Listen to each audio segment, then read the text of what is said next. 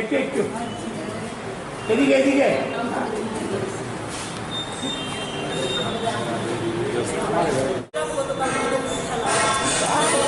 মহিলার বাড়িতে যে দিনে দিনে আরো মহিলাদের অত্যাচার বাড়বে, সেজন্য আমাদের দাবি যে দোষীদেরকে শাস্তি দেওয়া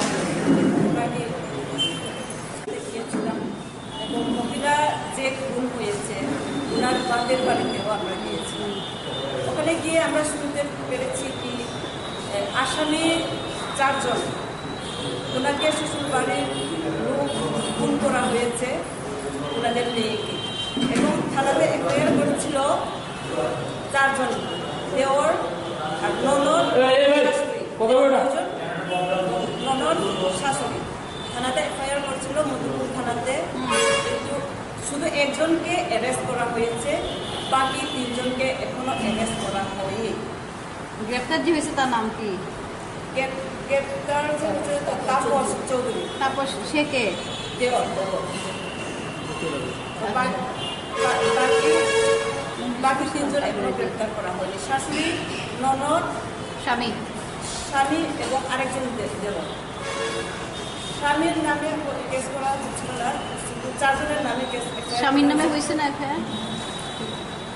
শাশুড়ির নামে কেস করা হয়েছে এবং হচ্ছে একজনকে গ্রেপ্তার করা হয়েছে। আসামি 4 জন থেকে 4 জনকে এফআইআর করছিল, বাকি 3 জনকে কেন গ্রেপ্তার করা হয়নি? এখন অবধি বাকি 3 জন গ্রেপ্তার করা হয়নি। আমাদের দাবি দোষীদেরকে এবং যারা খুন করেছে বা দোষীদেরকে গ্রেপ্তার করা হোক। মহিলার বাপের বাড়ি থেকে দাবি আমরা কালকে গিয়েছিলাম, ওনারা চাইছিল কি যে দোষীদের যারা খুন করেছে তাদেরকে ফাঁসি দেওয়া হোক। মহিলার বাড়ির পক্ষে মহিলার মা বাবা ওনাদের দাবি। মহিলার বাড়ি কোথায়? বাপের বাড়ি মধুবন জুরজুরিয়া, আমতলী জুরজুরিয়া, মধুবন।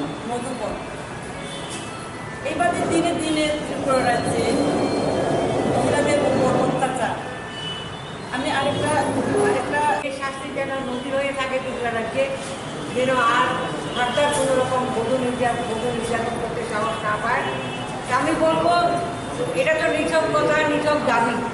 কারণ রেপ হওয়ার পরে, মৃত্যু হওয়ার পরে প্রত্যেক রাজনৈতিক দল এক একটা মহড়া করে ডেপুটেশন দেয়, থানা ঘেরাও করে, রাস্তায় নামে, সবই হয়, কিন্তু কোথাও কি কোনো রকম সেটা কমতি হওয়ার পথে দেখা গিয়েছে? দেখা যায়।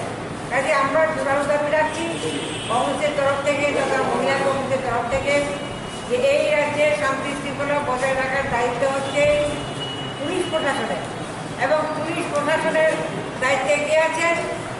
রাজ্য সরকারের যিনি পুলিশ মন্ত্রী, স্বরাষ্ট্রমন্ত্রী, উনি। আমরা আজকে ওনাকে বার্তা দিতে চাই, অনতি বিলম্বে এই সমস্ত যে ঘটনা ঘটছে তাদের দোষীদেরকে গ্রেপ্তার করা হোক।